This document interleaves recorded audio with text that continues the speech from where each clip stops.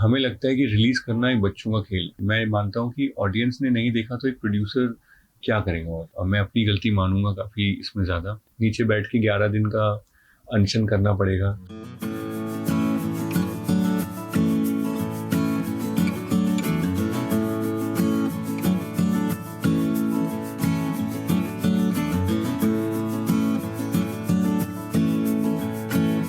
ये फ़ील होता है कि ये हम सारे जितने एक्टर्स हैं, हम जितने सारे लोग ऑफ़िस में काम कर रहे हैं, घरों में काम कर रहे हैं, ये सबके लिए है कि अगर आपको रिज़ल्ट नहीं मिल रहा है, तो कितने भी साल निकल जाएँ, आपको फ़ाइट करते रहना है। और ये जो फ़ीलिंग है मैं आप सबको सबके साथ शेयर करना चाहता हूँ कि रोज़ सुबह उठना है, रोज़ सुबह तैयार होना है, काम पे जाना है, घर आके चेक करना है रिज़ल्ट मिला, नहीं मिला, फिर अगले दिन सुबह उठ के जाना है और ये करते रहना है। हफ्ते में नहीं होगा, महीने में नहीं होगा, 6 महीने में नहीं होगा, साल में नहीं होगा, कई बार इस फ़िल्म की तरह 9-9 साल लग सकते हैं। करते रहना है, बात ये है।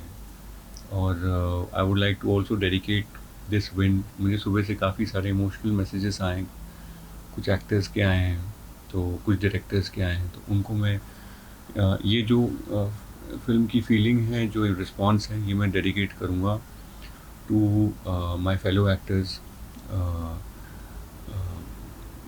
ज़्यादा नाम मैं नहीं लेना चाहता हूँ, but specially someone who is not here with us, उनको भी मैं डेडिकेट करना चाहता हूँ कि ये आप सब जिन्होंने मेहनत करी है, जो मेहनत कर रहे हैं, आप सबको डेडिकेटेड है। तो ज़िंदगी में कुछ भी आप नया करने जाओगे तो वो टफ़ होगा, ये तय है। क्योंकि वो कहीं रूल में लिखा नहीं होता है, कहीं किताब में आपको रूल मिलेगा नहीं। जैसे मैं घर से जब भागा था 16 साल की उम्र में, तो वो भी मेरे लिए इतना ही टफ़ डिसीज़न था जितना इसको रिलीज़ करने के लिए दीपक सर के ऑफ़िस के नीचे आके चिल्लाने का जो डिसीज़न था। 99% हमें गट फीलिंग जब हम फ़ॉलो करते हैं, तो वो टफ़ डिसीज़न ही होता है क्योंकि हम उसे एक्सप्लेन नहीं कर पाते। तो जब मैं घर से भी भागा हूँ, वो भी मैं नहीं एक्सप्लेन कर पाया किसी को। जब मुंबई से मैं हैदराबाद जाने लगा तेलुगु फ़िल्म्स का पार्ट बनने, तब भी मैं एक्सप्लेन नहीं कर पाया मैं क्यों कर रहा हूँ। वहाँ से जब मैं वापस मुंबई में ट्राई करने आया, तो भी मैं एक्सप्लेन नहीं कर पाया। ये फ़िल्म मैंने क्यों करी, ये भी मैं नहीं एक्सप्लेन कर पाया।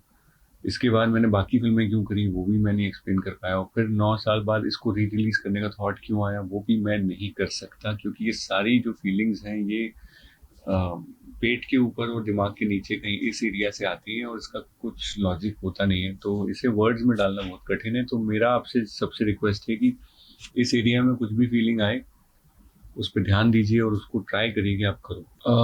पता नहीं, रीज़न अगर मुझे इसका पता होता तो मैं अगर किसी को भी पता होता, तो सारी फ़िल्में 99.9% फ़िल्में नहीं, 100% फ़िल्में हिट हो जाती। तो मैं आपसे ये तो शेयर करना चाहूँगा कि कोई भी ऐसा इंसान नहीं है हॉलीवुड में या हिंदी फिल्म इंडस्ट्री में या साउथ फिल्म इंडस्ट्री या पूरा एक बोल लीजिए ग्लोबल सिनेमा में कोई भी ऐसा व्यक्ति नहीं है जो ये बता सके कि ये फिल्म जो है क्यों नहीं चली और ये फिल्म क्यों चली। अगर इतना आसान होता इसे बताना, थोड़ा कुछ एक्सपर्ट्स हैं जो 80% सही निकलते हैं, बट 100% तो कोई भी एक्सपर्ट नहीं है। तो ये मुझ जैसे मतलब वो दिग्गज लोग नहीं बता पा रहे, तो मैं तो एक चीटिंग हूँ इस मामले में, तो मैं तो बिल्कुल नहीं बता। मुझे जब मैंने बहुत साल ट्राई किया मनाने का, तो हालाँकि क्या होता है कि हमें लगता है कि रिलीज़ करना एक बच्चों का खेल है, फ़िल्म प्रोड्यूस करना बच्चों का खेल है, डायरेक्ट करना भी मतलब बस आराम से हो जाता है। बट एक रील बनाने में भी ना लोगों को आजकल 6-6 घंटे लग रहे हैं, जो 30 सेकंड की रील बनाते हैं लोग और उसमें लोग खर्चे भी कर रहे हैं। तो जो रील बनाने वाले लोग हैं, उनसे मैं रिक्वेस्ट करूँगा कि सबको समझाइए कितना मुश्किल है कोई एक देखने लायक चीज़ को बनाना। तो मैं इसमें प्रोड्यूसर सर की बिल्कुल भी वो नहीं मानता कि उनको उनकी वजह से मैं मानता हूँ कि ऑडियंस ने नहीं देखा तो एक प्रोड्यूसर क्या करेगा और। तो वो एक्चुअली हम हमारी पूरी टीम ना एक तरीके से शांत हो गई थी इस फ़िल्म के बाद। मैं अपनी गलती मानूँगा काफ़ी इसमें ज़्यादा। जैसे क्रिकेट मैच हारने के बाद एक पूरी क्रिकेट की जो बस होती है शांत पड़ जाती है, कोई किसी से बात नहीं करता है। गलती किसी की नहीं होती है बट कोई किसी से बात नहीं कर पाता उस समय। वैसे ही मैं भी किसी से बात नहीं कर पाया 8-9 साल तक। तो कहीं न कहीं मैं अपने ऊपर भी ये ब्लेम लूँगा और फिर मैंने फाइनली जब मैंने उनको ऑडियंस को बोला इंस्टाग्राम पे कि आप लोग प्लीज़ इस कमेंट सेक्शन में आप लोग करिए जो आपको भरना है, और उन लोगों ने वो चीज़ को फोटो किया, लिखा। तो वो लेके फिर मैंने उनको नीचे लिखा था कि अगर आपने इतने इतने कमेंट्स कर दिए तो मैं कल दीपक सर के ऑफिस चला जाऊँगा। वो जैसे कैरी मिनाटी एंड में बोलते हैं ना कि इतने मिलियन का टारगेट करते हैं, वैसे तो नहीं बोल पाया मैं, लेकिन उस तरीके से मैंने उनको लिखा कि इतने अगर आपने कमेंट्स कर दिए तो मैं कल चला जाऊँगा, और सच में उससे 3 गुना कमेंट्स आ गए। तो फिर मैं आ गया यहाँ पे नीचे, और मैंने वो हरकत करी जो मेरे कई मतलब करीबी लोगों ने मुझे मना किया कि एक एक्टर ऐसे हरकत नहीं करना चाहिए एक एक्टर को, कि नीचे खड़े हो गए ऑफिस में आप चिल्ला रहे हो, ये अच्छा नहीं लगता आपकी इमेज पे। बट मुझे इन सब चीज़ों से फ़र्क इसलिए नहीं पड़ता क्योंकि मैं एक फ़िल्म फैमिली से नहीं हूँ। तो मुझे ये नहीं सोचना पड़ता है कि मेरी फैमिली वालों की इज़्ज़त कम होगी, या मैं अकेला आया था तो मुझे फ़र्क पड़ता नहीं। तो मुझे कल भी अगर पार्ट 2 के लिए नीचे बैठ के 11 दिन का अनशन करना पड़ेगा तो मैं वो भी करूँगा आप लोगों के लिए।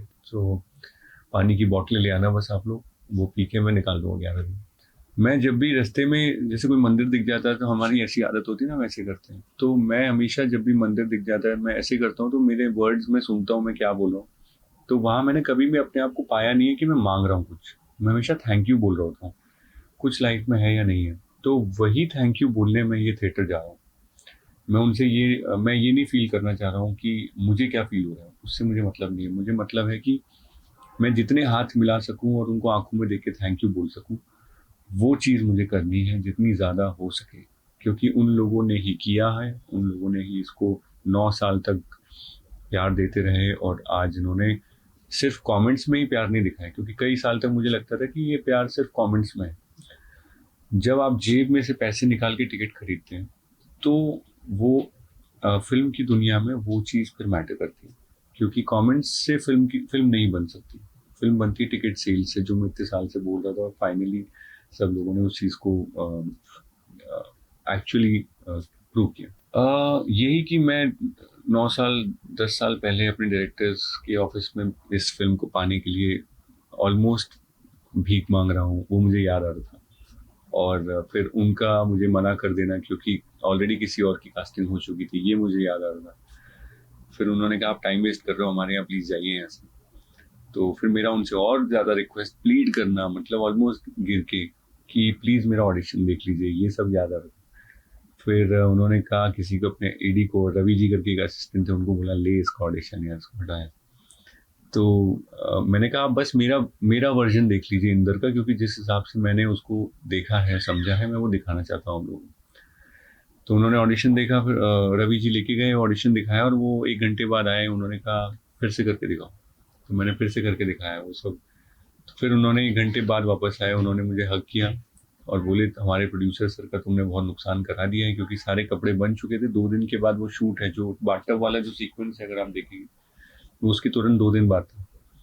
और उन्होंने, जब मैं शुरुआत में उनसे बोल रहा था कि मुझे करने दो, उन्होंने कहा था आप टाइम वेस्ट कर रहे हो, बगल वाले ऑफिस में जो है लड़का, जो हमारा हीरो है वो सिलेक्ट हो चुका है, वो बैठा हुआ है स्क्रिप्ट पढ़ रहा है।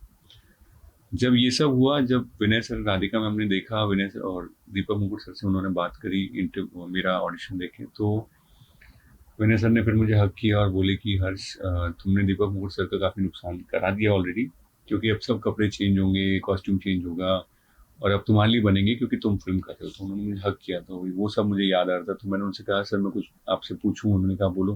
मैंने कहा सर वॉशरूम जाना है। तो उन्होंने कहा इतनी देर से बोला क्यों नहीं, तो उन्होंने कहा बगल वाले ऑफिस में चले जाओ। तो जब मैं वहाँ गया तो वो लड़का एक्चुअली वहाँ बैठा और वो पढ़ रहा था स्क्रिप्ट। और कई साल के बाद उस लड़के के साथ फिर मैंने एक फिल्म करी, दंगे, और वो मेरे ऑपोजिट था इस फिल्म में। तो लाइफ फुल सर्कल हुई, और आज ये फिल्म वापस थिएटर में। तो यही सब नॉस्टैल्जिया दिमाग में चल रहा है, ये सब चीज़ें याद आ रही हैं। वो तो मतलब that is one of the jobs which I have done. Honestly मैंने इतने सारे जॉब्स किए जिसके बारे में बोलना बहुत लंबा पड़ जाएगा आपको, क्योंकि घर से जब आप भागते हो तो आप सीधा फिल्म के सेट पे नहीं लैंड होते हो। सबसे पहले आपको 2-3 घंटे बाद भूख लगना शुरू हो जाती है घर से भागने में, फिर आपका दिमाग चलता है पैसे कितने। तो मेरी जेब में 200 थे, 75 की टिकट खरीद ली थी, 125 बाकी थे। वो तो खर्च हो जाते हैं आधे दिन में खाना वाना खाने में, और उसके बाद फिर आपको लगता है कहीं से कुछ जॉब की जुगाड़ करी जाए। तो फिर वो जॉब की जुगाड़ मैंने फिर एसटीडी बूथ में रजिस्टर मेंटेन करना शुरू किया। फिर मेरी हैंडराइटिंग थोड़ी ठीक है, तो फिर मैंने वो साइबर कैफ़े में शुरू किया। एसटीडी बूथ में मुझे 10 रुपये मिलता था पर डे, साइबर कैफ़े में 20 रुपये पर डे मिलता था, तो कम से कम एक मील में वहाँ पे जो है कमा पा रहा था।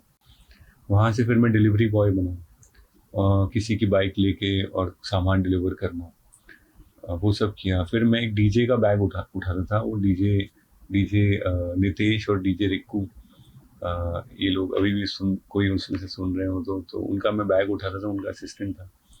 मैं बैग रखता था, कंसोल को साफ करता था, फिर वो लोग आते थे, फिर मैं चला जाता था। तो वो भी मेरा एक काम था।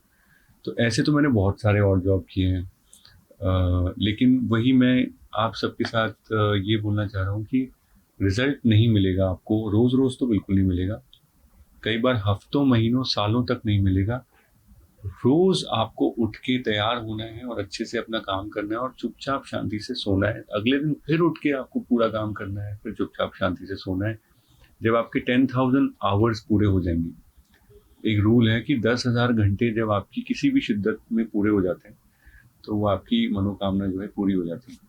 मेरे 10,000 घंटे 2 बार हो गए तो पहली बार में तो मुझे फिल्म मिली, फिर मैंने 10,000 घंटे और सोचा इस बारे में और इसकी तरफ काम किया। तो 10,000 आवर्स का एक रूल होता है जिसको मैं फॉलो करता हूँ, और इस एक्सपीरियंस के बाद मैं और 10,000 घंटे के लिए तैयार हूँ कि मेरी और भी अगर स्ट्रगल रहेगी मैं वो भी करूँगा।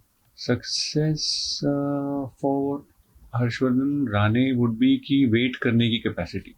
मेरे लिए वही एक सक्सेस है कि अगर आप वेट कर सकते हो रोज़ काम करके, तो आई थिंक आप सक्सेसफुल हो, क्योंकि रिजल्ट तो अपनी इच्छा के हिसाब से नहीं मिलेगा। वेट कर सकते हो तो आप सक्सेसफुल हो। 25 तो नहीं, आई थिंक ज़्यादा, मेरे ख्याल से 200 से ऊपर लोगों की उन्होंने ऑडिशन लिया था, और वो भी कम है कि उनको 200 में ही मिल गई मावरा। बड़ी बात है, क्योंकि जो मावरा ने इस फिल्म के लिए किया है वो इम्पॉसिबल है। हाँ, बिल्कुल सही बात है। और मावरा कैसा रहता है कि जब घर में खाना बनता है ना, तो ये बोलना कि मम्मी नहीं होती तो खाना नहीं बनता है गलत है, क्योंकि अगर पापा नहीं होते तो सब्जी कौन लाता।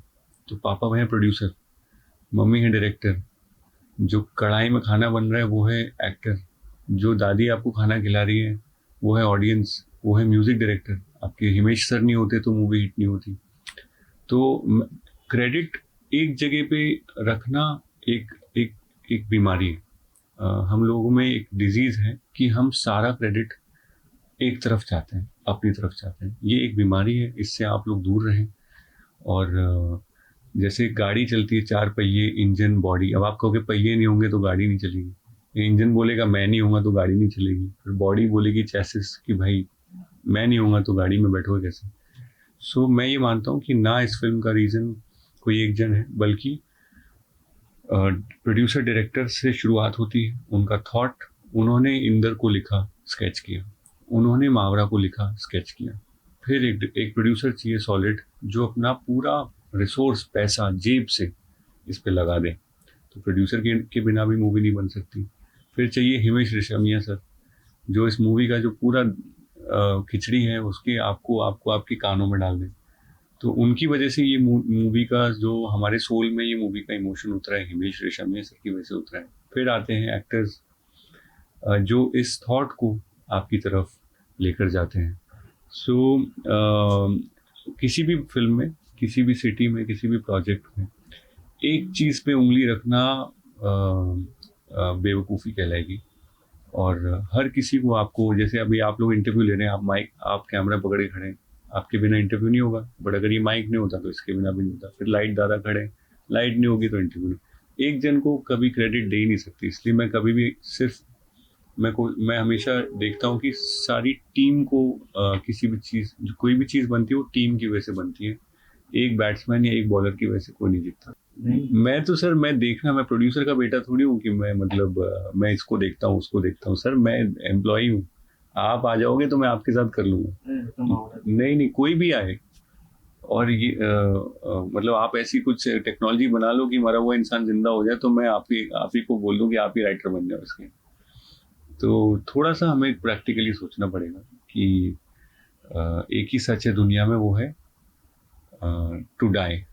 करेक्ट। आप इसको डिफाइन नहीं कर सकते। कोई भी बड़े बड़े महात्मा भी इस चीज़ से बच नहीं पाए, राजा महाराजा कितना भी पैसा आपके पास होगा, जो एंड होता है वो डेथ होती है। और डेथ के बाद अगर आपके पास कोई टेक्नोलॉजी आ गई है तो मुझे प्लीज़ बता दो, क्योंकि मैं अपने पहले डैडी को जिंदा करना चाहूँगा, उसके बाद सेकंड सबसे पहले मैं मावरा के कैरेक्टर को जिंदा करूँ।